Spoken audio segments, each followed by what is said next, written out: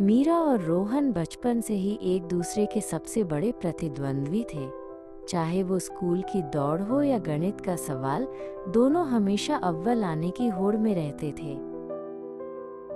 उनकी प्रतिद्वंद्विता खेल के मैदान से लेकर कक्षा तक फैली हुई थी। रोहन हमेशा थोड़ा दिखावा करता था, जबकि मीरा चुपचाप मेहनत करने में विश्वास रखती थी। साल बीत गए। मीरा एक होशियार और प्रतिभाशाली युवती बन गई। एक दिन वो एक बड़ी कंपनी में अपनी नई नौकरी शुरू करने के लिए पहुंची। उसका दिल उम्मीदों से भरा था। जब उसे उसके नए बॉस के केबिन में बुलाया गया तो उसने दरवाजा खोला और चौंक गई। कुर्सी पर कोई और नहीं बल्कि रोहन बैठा था, जो उसे देखकर उतना ही हैरान था। शुरुआती कुछ हफ्ते अजीब थे। रोहन अब उसका बॉस था और पुरानी प्रतिद्वंद्विता की छाया उनके पेशेवर रिश्ते पर मंडरा रही थी। हर बातचीत में एक अनकहा तनाव था।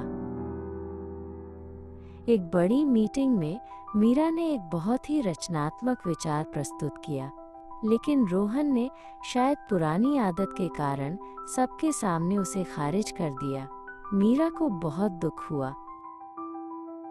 बाद में रोहन को अपनी गलती का एहसास हुआ।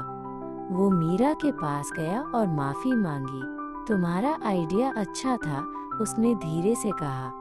मुझे उसे ऐसे खारिज नहीं करना चाहिए था।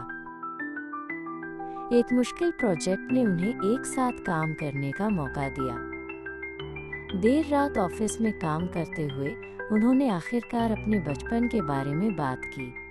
रोहन ने स्वीकार किया कि वो हमेशा मीरा की बुद्धिमत्ता से थोड़ा डरता था।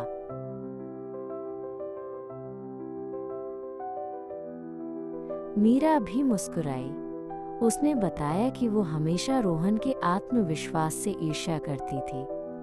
उस रात उन्होंने प्रतिद्वंद्वियों के रूप में नहीं बल्कि दो लोगों के रूप में बात की, जो एक दूसरे को समझने लगे थे।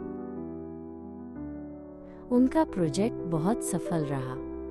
उन्होंने सीखा कि जब वे एक दूसरे के खिलाफ नहीं बल्कि एक दूसरे के साथ काम करते हैं तो वे कुछ भी हासिल कर सकते हैं। उनकी पुरानी प्रतिद्वंद्विता अब एक गहरी दोस्ती और आपसी सम्मान में बदल गई थी।